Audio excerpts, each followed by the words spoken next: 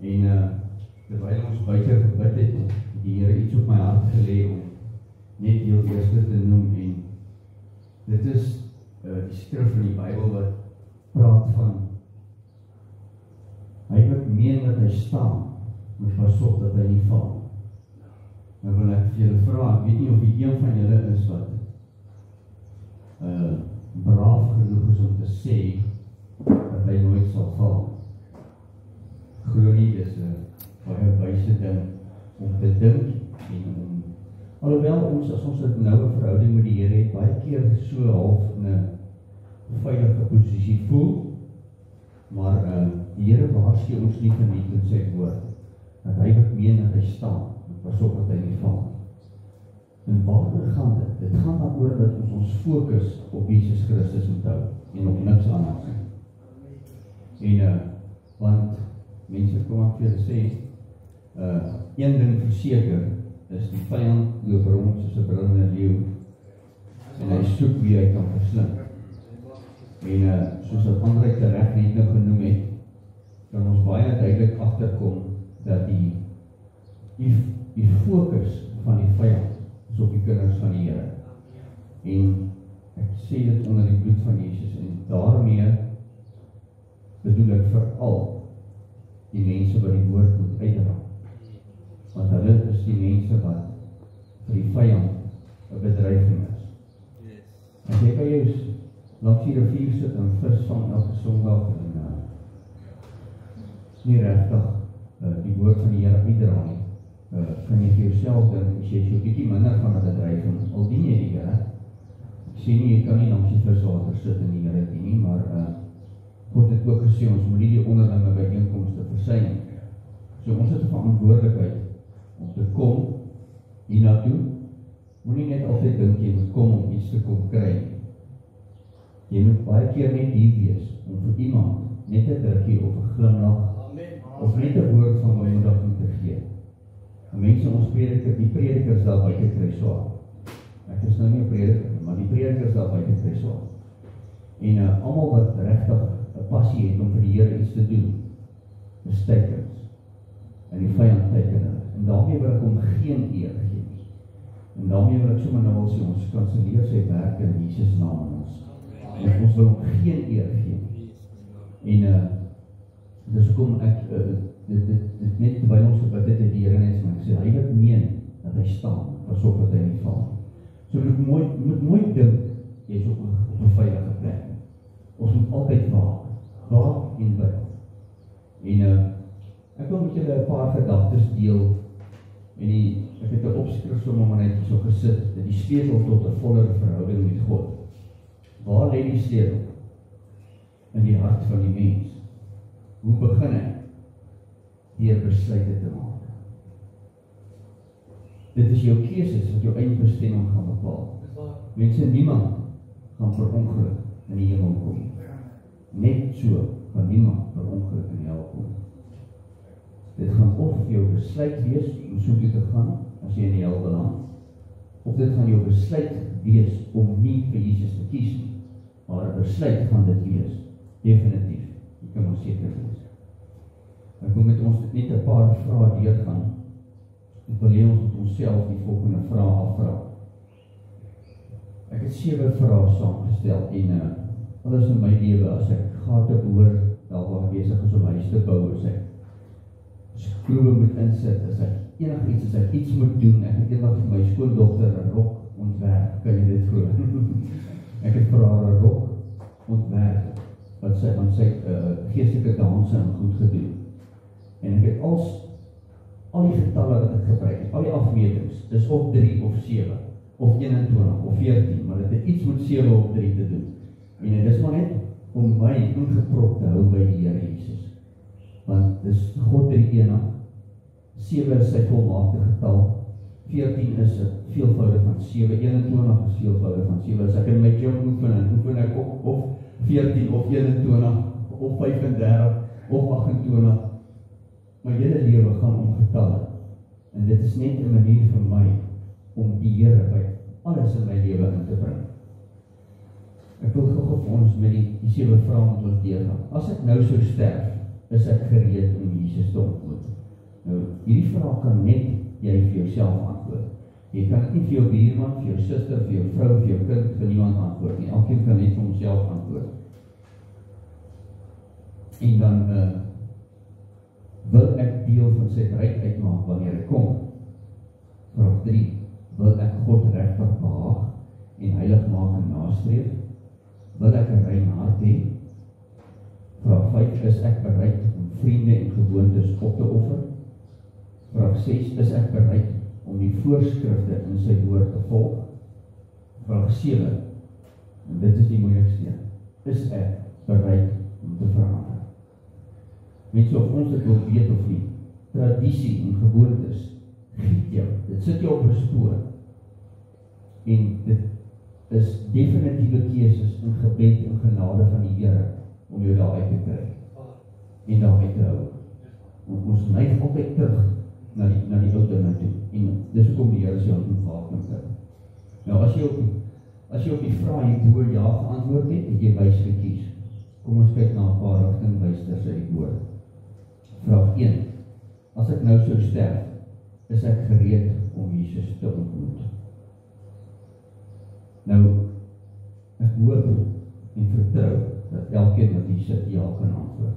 Dat ons elkeen gereed is. Maar ons kan dink ons is gereed. As ons regtig eerlik moet wees en selfondersoek doen en ons meet nie aan die buurman of aan wat mense sê nie, maar ons meet onsself aan die woord van God. En ons meet ons aan ons woorde. Wat sê ons? Hoe sê ons dit? As ons onsself eerlik gaan meet voor God, dan is daar baie 'n bietjie aanpassings wat ons moet maak. Die mite bestaan daar buite in die wêreld dat almal wat dood gaan hemel toe gaan. Gaan kyk maar net op die grafskrifte en begrafplaas as jy nie glo.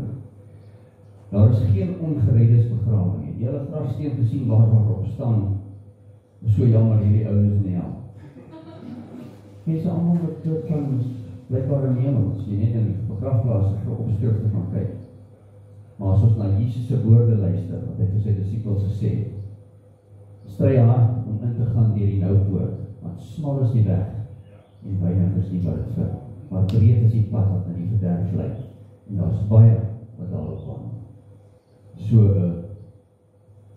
glo nie die begrafplaas opskrifte is heeltemal so altyd lekker waar. En dan in Hosea 4 vers 6 sê die woord vir ons, my volk gaan ten gronde weens 'n gebrek aan kennis. Nou dis heel eerstens kennis van die Bybel, maar dis kennis van alles. As jy nie wiskunde kan doen nie, gaan jy jou finansies in die grond bestuur. Jy gaan nie so kinders kan tel nie, man. So, jy moet kennis hê van wiskunde is 'n baie belangrike vak. Ons moet regtig, ons moet kennis hê. En, maar ja, onthou jy kennis alleen kan jou nie laat groei. Jy kan die hele Bybel op die punt van jou vingers ken. Die Bybel ken die Bybel, glo jy my? Die duiwel nie vir Jesus skrif aangehaal in die woestyn. Die Bybel ken die Bybel. En ek kan jou waarlik, hy gaan nie in wees.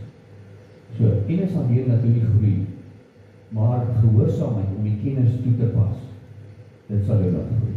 Eers wanneer jy dit gedoen het, kan dit jou laat groei. In Johannes 1 vers 12 staan maar geskrywe, maar almal wat hom aangeneem het, aan hulle het hy mag gegee om kinders van God te word, aan hulle wat in sy naam glo. Met ander woorde bekeer. Right. Ons het die vraag gevra, as jy nou sou sterf, is jy gereed om Jesus te ontmoet? Nou, het ons gehoor wat ons moet doen? Ons moet aan almal wat hom aangeneem het, en hulle het hy mag gegee om kinders van God te word. Nou moet ons besluit, gaan ek, nie wil ek nie, gaan ek om aanneem of nie? Want wil ek, is 'n baie vaag stel. Iemand nou vir jou sê, wil jy vir die res van jou lewe gesond wees? Dan gaan ons almal sê, ja. Iemand vir jou nou sê, vra, wil jy baie geld hê? Dan gaan die meeste van ons dalk sê, ja. Behalwe ek. Ek van ek nog kind is, ek nog nooit in my lewe geld gegee, nog nooit. Want ek het net ryk mense ongelukkig gesien, so, ek is dalk bietjie weer, maar dit is die laaste ding op aarde wat ek nog ooit wil hê, is baie geld. Want ek het nog net gesien hoe dit mense van die Here al weghou. Want hulle het bote wat vir Sondag moet gaan ry op die rivier en hulle het baie vol by vos en goed waarmee hulle moet gaan speel op Sondag en dan kom jy by die kerk nie en dan kom jy by die Here uit. Maar daar's 'n groot verskil tussen wil ek of gaan ek. Dis hoekom ek hierso gesê het, gaan ek die Here aanneem of nie. En dis 'n besluit wat jy moet neem. Niemand kan dit vir jou neem nie, net jy alleen. Gaan ek die Here aanneem of gaan ek hom nie aanneem nie. In Johannes 3 vers 5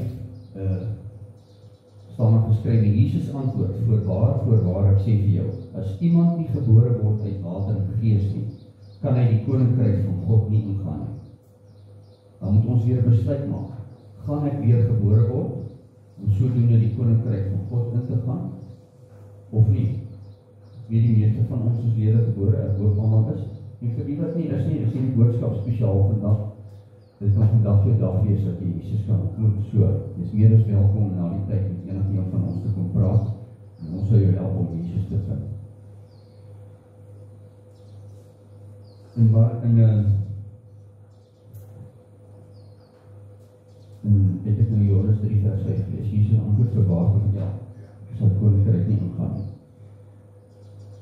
Markus 16 vers 15 en 16 en hy het vir hulle gesê, gaan die hele wêreld in, verkondig die evangelie aan die ganse mensdom.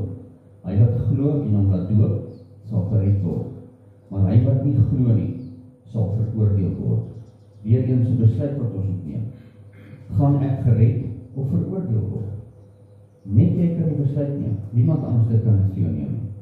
In Handelinge 2, vers 38, en Petrus sê vir hulle, bekeer julle en laat elkeen van julle gedoop word in die naam van Jesus Christus, tot vergewing van sondes, en julle sal die gawe van die Heilige Gees ontvang. Weereens 'n besluit wat ek en jy moet neem. Gaan ek my bekeer? En ek weet, mense, ek preek nie vir julle nie, want julle is die boodskap van uitdra aan die onbekeerdes daar buite. Nou nie, dink ek, gaan van die onderstelling uitlaat, ons nie die Here ken nie, dat julle nie die Here ken. En ek sluit myself daarby in. Gaan ek my bekeer? Besluit. In Matteus 6 vers 33 staan maar geskrywe, maar soek eers die koninkryk van God en sy geregtigheid, en al hierdie dinge sal vir julle bygevoeg word. Wat is God se geregtigheid? Alles wat reg is in sy oë. Al die voorskrifte wat hy vir ons sê in die woord om uit te voer en te gehoorsaam, is reg in God se oë. Ons weet, daar kan tye kom wat jy dalk, ek weet nie so lekker nie, op daai verskoning kan enige water dra, maar dan kan dit keer goed wees dat jy onwetend verkeerd doen. Maar die Here sal jou wel een of ander tyd deur sy gees oortuig wat jy as jy verkeerd is. En die goedjies wat ons so regverdig, God haat selfregverdiging. En is 'n ewel in sy oë. Ons moet doen wat reg is in God se oë. Die besluit, gaan ek God se koninkryk en sy geregtigheid soek of nie? Waar soek ek dit? In sy woord. Waar soek ek dit? In gebed op my knieë voor die Here. Nie net by die huis nie, terwyl ek werk, terwyl ek ry, terwyl ek stap, terwyl ek in die bome kyk, terwyl ek na sy skepping kyk. Mense, na my bekering sit, kom op my grasperk. Ek het daai grasperk al 100 keer gesny. Ek kom en ek vat een van my grasies en ek kyk om so. Ek sê, dis amazing. Nie die slimste chemikus of wetenskaplike kan een so grasie maak. Net die kan het maak. Net die. Niemand kan hom namaak. Dis net God. En dis ook hoekom niemand eendag 'n verskoning gaan hê. Want die woord is duidelik.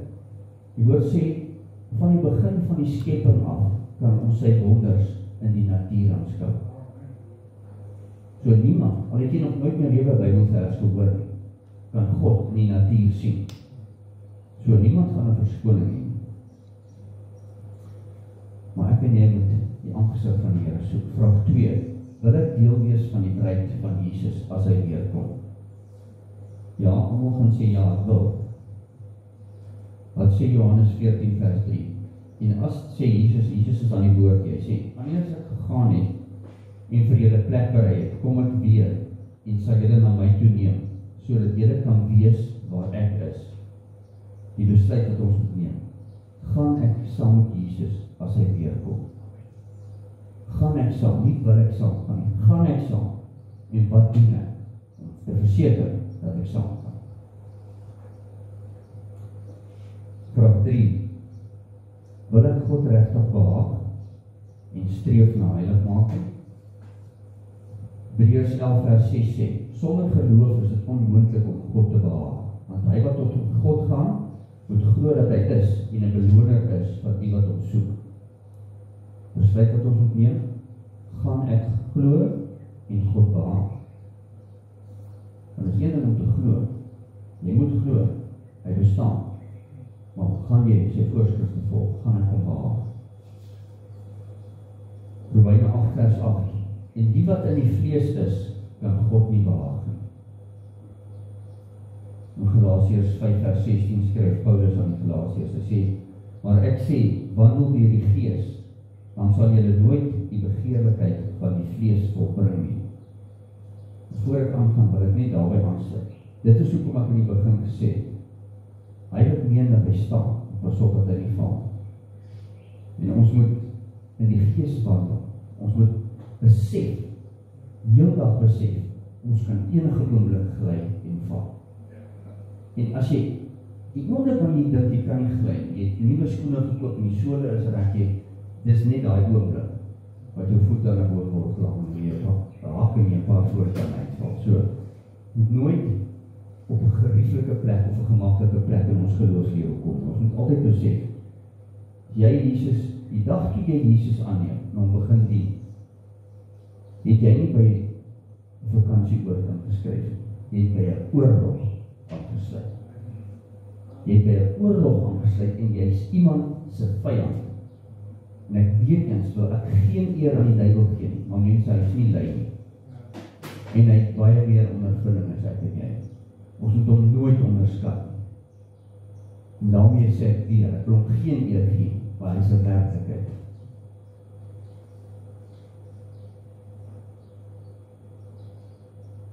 So, ons moet in die gees wandel, ons moet geduldig in gebed wees, ons moet geduldig ons afhanklikheid van God en sy beskerming oor ons pleit, omdat ons alles van hom afhanklik is. Besluit, gaan ek in die gees wandel en so oorwinning kry oor die vlees? Want as jy nie in die gees wandel, gaan jy nie oorwinning kry oor die vlees. Mense in ons is elkeen loop in 'n vleeslike liggaam. Ons is nie gevrywaar van vleeslike begeertes nie. Maar ons kan daarvoor heers. God gee ons die krag. Ons gaan nou daarop kom. So, dis 'n besluit wat ek en jy moet maak. Gaan ons oorwinning kry. In 1 Tessalonisense 4 vers 7. Want God het ons nie tot onreinheid geroep nie, maar tot heiligmaking. Nou, heiligmaking meen ek verlang met alles in my hart om 'n glimlag op God se gesig te sit. Met alles wat ek doen, alles wat ek sê, alles wat ek dink. En mense, weet nie wat net ek is nie, maar dan kom baie weird en wonderful goed in ons gedagtes. Baie. Weereens het ons die Bybel wat vir ons sê, julle moet julle gedagtes gevange neem tot gehoorsaamheid aan God. Amen. Dis hoekom dit daar geskryf is. Want God het lank voor die grondlegging van die aarde geweet, ons gaan getuister word deur goed in ons gedagtes. Daarom waarsku hy ons gedagtes gevange neem tot gehoorsaamheid aan God. Hy sê in Hebreërs 12 vers 14, jaag die vrede na met almal en die heiligmaking, waarsonder niemand die Here sal sien nie. Besluit, gaan ek heiligmaking nastreef en die Here sien of nie? En ek wil 'n paar woorde uitlig in Johannes 12 vers 14. Hy sê, jaag die vrede na met wie? Wat is jaag in die eerste plek? Jaag is 'n werkwoord. Dit meen, dit gaan inspanning kos. Jy kan nie op jou rugbank lê of op jou laaier of op die swembad en iets jaag. Jy moet jou dekkies aantrek en jy moet fokus en jy moet hardloop. So, jaag die vrede na. Met ander woorde, dit kom nie van self nie. Jy sê sommer net van self vrede liefend teenoor almal en wil net vrede. Dit is jy moet dit najaag. Dit is iets wat jy moet begeer, dan sal jy dit kry. En met wie? Moet ons die vrede najaag? Met almal. Wie is almal? Almal is almal. En die heiligmaking. Hierdie is baie sterk woord. Ons moet die vrede najaag met almal en die heiligmaking, waar sonder niemand die Here sal sien. Dis sterk woorde hier. As jy dit nie doen nie, sal jy die Here nie sien. Dit is nie ek wat dit sê, ek het dit nie uitgedink. Dit die Bybel sê dit, en niemand gaan die Bybel oorskryf nie. Hulle het al baie probeer, en hulle doen dit elke dag, so bietjie neem hulle waarheid uit die Bybel en weg, maar niemand gaan die waarheid van God se woord heeltemal kan verdoesel. Dit staan geskrywe en ons moet dit uitleef. Sê ons, niemand sal die Here sien. So, gaan ek heiligmaking nastreef en die Here sien of nie? Vraag 4, wil ek 'n rein hart hê? Baie van ons gaan sê ja, daar's baie mense wat ateïste is en glad nie daaraan belangstel. Ek kan nie myself lekker indink nie, ek het nie genoeg breinkapasiteit om te kan dink dat daar iemand is wat God kan ontken. Maar daar's baie mense wat God ontken. In hierdie dorp is die mense wat sê daar is nie so ding as 'n God. Hulle glo glad nie aan. Hulle het gesê om hier in te kom, hulle is Christen, maar hulle erken openlik, hulle glo nie in God nie, glo nie in sy bestaan, glo nie in Jesus nie. Nee, dit is bo my, hoe sê iemand het bo my pyn, ek kan nie my verstaan so ver kry om dit te begryp nie. Ek is nogal iemand wat moeite doen om ander mense te probeer verstaan, maar daai een is te hoog vir my. Wil ek 'n rein hart hê? Nou Psalm 51 vers 12. Ja, ek het al seker van 'n tot die keer gekom. Hierdie skrif op my foon, dis my status op my foon. Skep vir my 'n rein hart, o God, en gee opnuut in die binneste van my 'n vaste gees. Ek wil graag voor die Here 'n rein hart hê, maar ek weet, ek kan dit nie op my eie doen, so ek moet dit van God afbid. En 'n vaste gees, wat beteken 'n vaste gees? Ek wil nie vandag die Here dien as dit met my goed gaan, en môre, as iemand my kwaad maak, dan soek ek die rook uit op my of ek skel of ek wil net hoor en so. Ek moet 'n vaste gees hê. Die Here moet altyd eerste plek in my lewe hê. Ek kan nie vandag die Here dien en dan gaan ek eers bietjie vir 'n rukkie op geestelike vakansie en dan dien ek hierdie wêreld en 'n vaste gees is belangrik. Die woord sê, dis hulle wat volhard tot die einde toe wat die Here sal sien. So ons 'n vaste gees is 'n baie groot noodsaaklikheid vir enige kind van God. Besluit, gaan ek 'n rein hart en 'n vaste gees soek? Gaan ek dit van die Here afbid? Gaan ek dit in sy woord soek? Gaan ek dit uitleef? Psalm 24 vers 3 en 4 sê, wie mag klim op die berg van die Here en wie mag staan in sy heilige plek? Hy wat rein van hande en suiwer van hart is, wat sy siel nie ophef tot nietigheid en nie vals sweer. Weer eens 'n besluit. Gaan ek my hande rein hou en my hart suiwer hou? Want net ek kan dit doen. En dit gebeur nie van self. Dit kom deur tyd te spandeer met die Here. Dit kom deur 'n begeerte te hê om heeldag in alles wat ek doen, alles wat ek sê, oral waar ek gaan, God te kan saamneem en 'n glimlag op sy gesig. Hy moet trots wees op alles wat ek doen. In 2 Timoteus 2 vers 22 staan daar geskrywe, en hierdie is krities belangrik in 'n kind van God se lewe. Hy sê, vlug vir die begeerlikhede van die jonkheid en jaag na geregtigheid, geloof, liefde, vrede, saam met die wat die Here uit 'n rein hart aanroep. Hier staan nou wel die begeerlikhede van die jonkheid, maar dit is veral jong mense wat hierdeur getuister word. Maar glo my, tot as jy 70 is, het die goed jou nie verlaat. Daar bly nog steeds begeerlikhede. En die woord waarsku ons hier so, vlug vir die begeerlikhede van die jonkheid en jaag weer eens 'n werkwoord, jaag na geregtigheid, geloof, liefde en vrede. So ons moet dit jaag, en ons moet dit soek, en ons moet dit ons eie maak. Geregtigheid, geloof, liefde en vrede, saam met die wat die Here uit 'n reinaard aanroep. Dis hoekom dit belangrik is om die onderlinge byeenkomste van die Here by te woon. Want hier is ons ten minste 'n klomp paar mense wat dieselfde fokus het, en dis Jesus Christus. Almal ons is onderstel hier om almal Jesus uit 'n reinaard uit aan te roep. En hier sit 'n bietjie makliker. As jy daar buite in 'n kroeg gaan sit of iewers in 'n stripklub of iets, is dit nie so maklik. Dit is nie so maklik om dit te doen. So, dit is belangrik om in die onderlinge byeenkoms, om saam met die wat die Here uit 'n reinaard aanroep, byeen te kom. Besluit, gaan ek vlug vir die begeerlikheid en die geregtigheid, geloof, liefde en vrede najag? Dit gaan nie van self kom. Jy moet besluit om te vlug, en jy moet besluit om dit na te jaag, wat die Here voorskryf om na te jaag. Spreuke 4 vers 23, bewaak jou hart meer as alles wat bewaar moet word, want daaruit is die oorsprong van die lewe.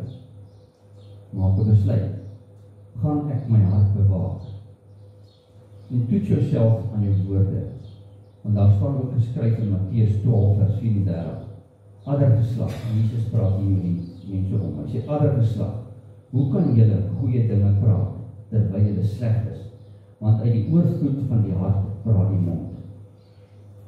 Maak 'n besluit, waarmee gaan ek my hart vul? En as jy jouself, as jy wil weet waar jy geestelik staan, maak net jou ore oop. Maak net jou ore oop en hoor wat jy sê, en baie belangrik, hoe jy dit sê. Jy kan iets wat nie baie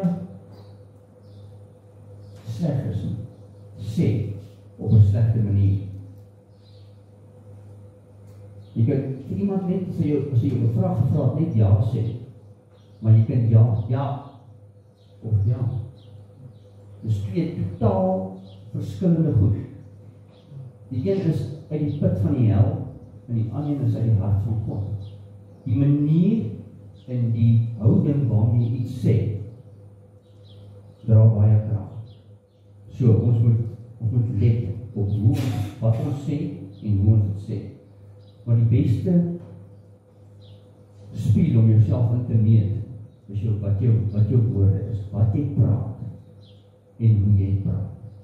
Dan kan jy weet wat in jou hart aangaan. Dan weet jy of jy 'n rein hart, of jy 'n rein van hart en suiwer, 'n rein van hande en suiwer van hart is. Dis al hoe jy jouself kan. As jy regtig jouself, eerlik met jouself is, luister net hoe jy praat en wat jy praat. Vraag 5. Is ek bereid om vriende en gewoontes op te offer? In Jakobus 4 vers 4 staan geskrywe, weet julle nie dat vriendskap van die wêreld vyandskap teen God is nie? Wie dan 'n vriend van die wêreld wil wees, word 'n vyand van God. Besluit, gaan ek God se vriend of sy vyand wees? Dis waar baie Christene val. Hulle wil inwees by die wêreld, hulle wil vriende wees met die wêreld, en hulle wil God dien. Die woord sê, kan nie wees, nie ek. Is nie ek wat so sê. Hy sê, weet julle nie, dat vriendskap van die wêreld vyandskap teen God is nie? Wie dan 'n vriend van die wêreld wil wees, word 'n vyand van God. Net twee baie. Of jy is 'n vriend van God, of jy is 'n vriend van die wêreld. En jy gaan baie wêreldse vriende verloor, deur God aan te neem. Vra my, dit gebeur. En, maar jy moet kies, wie gaan vir ewig daar wees, jou vriende of God. So, besluit van ons God se vriend of sy vyand wees. Daar's 'n belofte in 1 Korintiërs 10 vers 13, waar die Here sê, en dit is nou net na hierdie staan net na skrif wat hy aangehaal het in die begin, wat sê ja, hy het meen dat hy staan, en pas op dat hy nie val. En hier gee die Here vir ons 'n belofte, geen versoeking het julle aangegryp, behalwe 'n menslike versoeking. is getrou, wat nie sal toelaat dat julle bo julle kragte versoek word, maar hy sal saam met die versoeking ook vir julle die uitkoms gee, sodat julle dit sal kan verdra. Wanneer sal ons dit kan verdra? As ons op hom fokus en ons hom vra om ons sterk te maak. En dan gaan hy ons deurdra.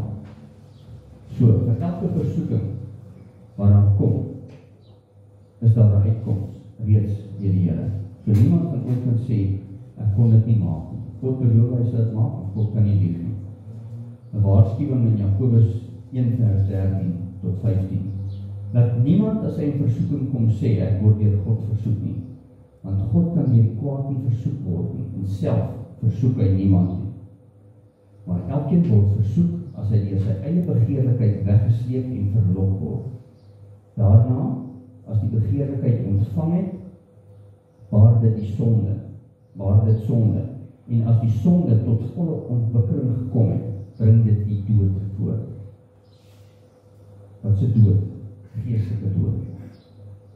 As jy speel met sonde, gaan dit, as jy speel met versoeking en dit nie ernstig opneem nie, gaan dit, as die begeerlikheid ontvang het, baar dit sonde, en as die sonde tot volle ontwikkeling gekom het, bring dit dood voor. En nie een van ons wil daar kom. Want dit is eers 'n geestelike dood, en dan is dit die ewige dood, waar dan nie omdraai is. Jou laaste asempie uit is jou kansies verby. Niemand, hulle ons kan maar hier so na jou dood vir 7 jaar aan mekaar vasthoud, dit gaan niks maak aan jou eindbestemming, as jy jou laaste asem uitgeblaas het. En dit tel vir elkeen van ons. So, gaan ek versoekings weerstaan, want dis waar ek begin met die versoekings, wat ons nie saam met Jesus aanpak nie, probeer om ons eie aanpak. Dan gaan dit vir ons nie goed uitwerk. Vraag 6. Is ek bereid om die voorskrifte in sy woord te volg? Lukas 8 vers 27. Maar hy antwoord en sê vir hulle, my moeder en my broers is die wat die woord van God hoor en dit doen. Ek neem het besluit. Gaan ek sy familie word, deur sy woord te gehoorsaam en dit te doen? Want dis al wat ons God se familie raak. Want ons sy woord gehoorsaam en dit uitleef en dit doen. Anderster, die ander familie, wat jy dalk nie wil besef jy het nie, maar dit is nou maar net so. Daar so 'n kleerlingkoortjie wat sê, die paaie is 2. En een lei na die hemel en die ander na die hel. En maar ja, so daar is nie meer as een plek. Daar is een van 2 plekke waar ons gaan opeindig. En dis ons besluit. Vraag 7. Is ek bereid om te verander? 2 Korintiërs 5 vers 17. Daarom, as iemand in Christus is hy 'n nuwe skepsel. Die ou dinge het verbygegaan. Kyk, dit het alles nuut geword. Dan die besluit, gaan ek verander? Mense, hierdie is nie onderhandelbaar. As iemand in Christus is, met ander woorde, as iemand tot bekering gekom het, is hy 'n nuwe skepsel. Die ou dinge het verbygegaan, dit het alles nuut geword. Dan moet verandering wees. Ons gaan nou by dit uitkom hieronder.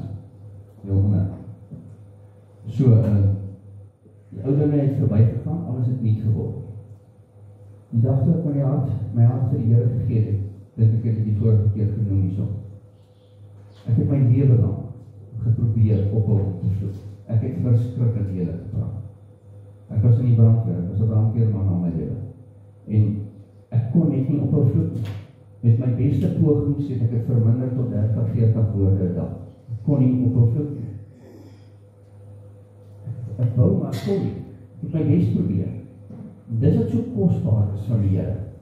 Ek was so ongereed soos 'n seerower, en die Here het my hart geken en geweet ek wil ophou vloek. 2 weke na tot bekering gekom het, sit ons aan die etenstafel en my vrou vra, liefie, jy het iets agtergekom die afgelope 2 weke. As jy my skat, ek het baie goed agtergekom die afgelope 2 weke. Waarvan praat jy? Jy sê, jy het vir 2 weke nog nie een vloekwoord gesê. Ja, die Here daarvoor. Dis my bonus wat die Here my gegee het. Ek het hom glad nie gedien nie, ek het hom weggehardloop al my lewe, maar die dag toe hy my siel red, toe neem hy dit van my weg. Weg. Ek het nie probeer weer nie, op 'n vloek nie. Dit is weg. Net weg.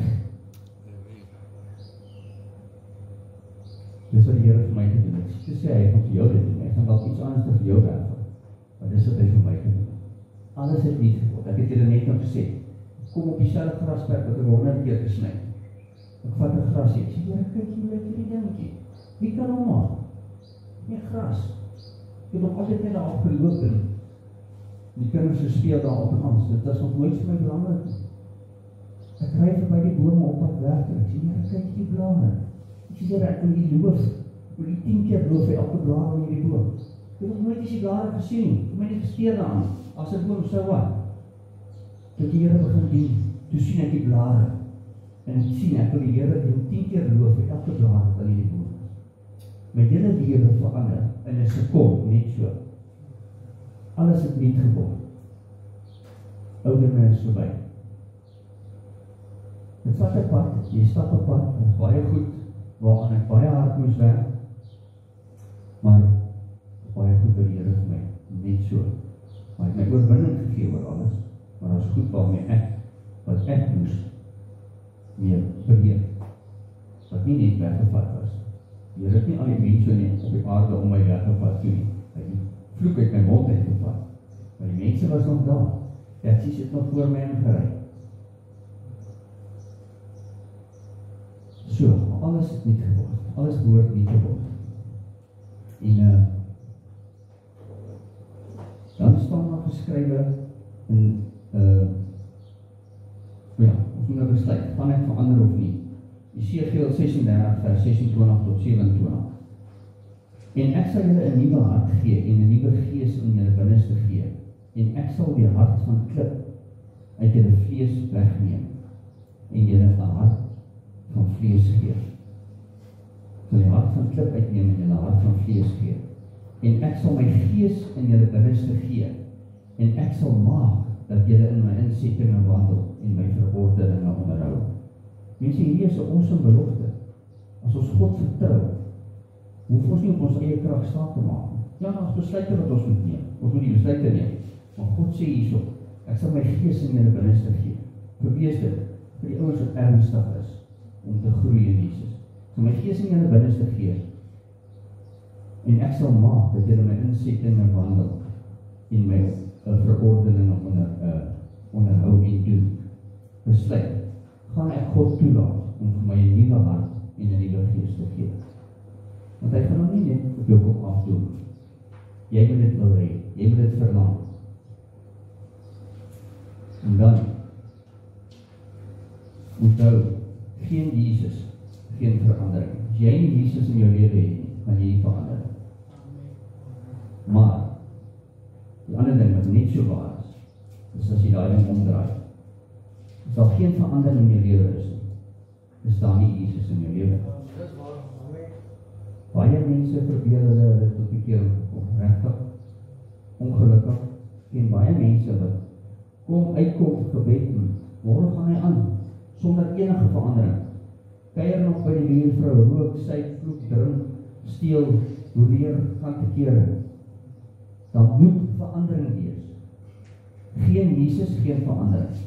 Jy kan 'n bietjie op jou eie verander, soos ek het probeer my lewe lang, voor ek die Here leer ken het, het ek probeer op 'n vloek. Ek het probeer verander. Ek het sekere goed in my lewe gedoen. Ek het nooit ander mense so goed gesteel nie. Ek het mense met respek probeer behandel. Ek het my eie way gehad om te probeer 'n oordentlike mens wees. Maar dit het nie veel vrugte afgewerk. Ek het goed reg gekry, ja. Mens kan goed reg kry. Maar die dag, die oomblik, nie 'n dag nie, dit was 'n oomblik, toe Jesus in my hart kom. Daar was 'n uitnodiging by die kerk, ek het uitgegaan, bidkamer toe agter en vir my gebid. Toe daar uitkom, toe is ek 'n ander mens. 'n ander mens, heeltemal. My taal is anders, my goed wat ek raak sien met my oë is anders. Alles het verander. En dis wat bekering beteken. Maar as jy nie verander nie, as daar nie verandering in jou lewe is nie, het jy nie regtig vir Jesus ontmoet. Jy kan nie vir Jesus regtig ontmoet en hom in jou hart nooi sonder om te verander. Dit is onmoontlik. Dit is nie moontlik. Want die skrif sê hierbo, alles het niet geword. Dit bly jou keuse, die sleutel is in jou hand. Niemand kan vir jou kies nie. So, mense, ons het nou elkeen iets gekry in die woord van die Here wat ons met die wêreld daar buite kan deel. En geen mens wat nog ooit oortuig was van enigiets is deur 'n mens oortuig. Die woord van God is duidelik, die Gees alleen oortuig. Die Here kan vir my of Frans of Andre of Christus of enige iemand die ons pastoor hier of enige iemand gebruik om iets te sê, om woord te gee. As jy kan vir iemand niks beter gee as skrif, want hierdie skrif is lewend en kragtig en skerper as enige tweesnydende swaard. So as jy hom skrif gee, gee jy hom lewe. En as hy deur daai skrif oortuig is, hy nie deur jou oortuig nie, hy is deur die Gees oortuig. Want die Bybel sê, die Gees alleen oortuig. Iemand oortuig word, sy deur die Gees oortuig. So dan, nie een van ons kan enige roem daarvoor vat. Ja, die Here gebruik ons om goed te sê. Ons het 'n ding aan die gang waarop ons skrifverse op die klippe skryf. Hiervoor snap jy leer op klippe wat ons al geskryf het. En skrifverse op. Mense, daai klip wat daar lê, kan 'n mens by die Here uitkry. Want as daar woord op staan, die woord kan jy nie doodmaak. Jy kan hom nie meer lewendig maak nie, jy kan hom ook nie meer doodmaak. Die skrif dele op homself. As jy vir iemand skrif gee, het dit lewe. En dit bring lewe. En dit bring hoop. So as iemand ooit oortuig geword het om die Here aan te neem, is dit nie 'n mens wat hom oortuig het. Geen mens kan die eer kry. Dis God alleen, deur sy Gees, want die Gees alleen oortuig van sonde, geregtigheid en van oordeel. Kom ons dit saam. Driemaal heilige God en Hemelse Vader, ons staan vanoggend voor U in nederige afhanklikheid en ons sê net dankie, Here. Here, ons het soveel om voor dankbaar wees. Die feit dat ons hier kon instap vandag, weet ons is net U genade. Die feit dat ons iets uit die woord kon hoor, die feit dat ons 'n woord het om uit te lees en om uit aan te haal, is net genade. Here, ons weet van baie plekke in hierdie wêreld waar mense nie eens 'n Bybel het nie, waar hulle nie 'n Bybel mag hê nie, waar die Bybel nie gelees mag word nie, waar hy nie aangehaal mag word nie. En ons besef nie altyd hoe groot voorreg dit is om U woord te kan hê en dit vrylik te kan deel. Ons bring U al die lof en al die eer en al die aanbidding van ons harte in. Ons vra Vader dat U genade groot wees oor elkeen van ons. Here, dat U Gees die naprediker wees en dat U Gees elkeen van ons sal oortuig van watter gedeelte van hierdie woord wat uitgegaan het vandag moet ek aan werk. Moet ek aan U voete kom lê, Here? Waar moet ek meer aandag gee? Waar moet ek U aangesig meer soek? Waarmee moet U my help, waarmee ek so hard kry, Here? Elkeen van ons het 'n pad wat ons stap met U, en nie een van ons se pad is volmaak nie. Maar ons is 100% afhanklik net van U genade en van U guns en U seën op ons lewens. Here, ek bid vir hierdie gemeente, ek bid dat hulle sal groei, ek bid dat U werklik hierdie gemeente sal gebruik om mense daar buite wat verlore gaan, 'n verlore gaande wêreld te kan bereik en mense by Jesus uit te kry. Vader, ons weet nie hoeveel tyd daar is nie, maar dit maak nie saak. Enige een van ons kan binne die volgende uur sterf. En as ons sonder Jesus sterf, is ons vir ewig verdoem. So wanneer U kom, Here, ons lei af uit U woord en uit dinge wat in die wêreld gebeur, dat dit nie meer baie lank kan wees nie. Maar ons help ons om nie daarop te fokus nie. Dat ons elkeen lewe asof U nog vandag sal kom. En dat ons seker sal wees dat ons gered is. Here, elke siel wat U nodig het, wat dalk U nog nie ontmoet het nie, maar ek bid dat U elke band van die vyand, wat hulle weerhou om U te aangesig te soek, sal verbreek, en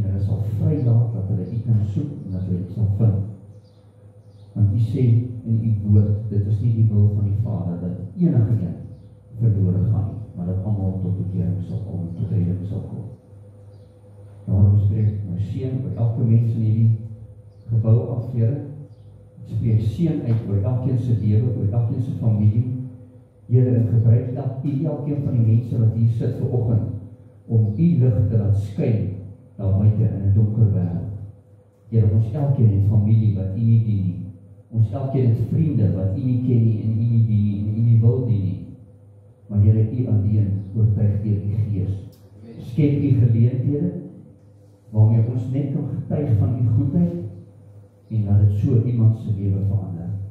Ons eer en loof u daarvoor in Jesus Christus se kosbare naam. Amen.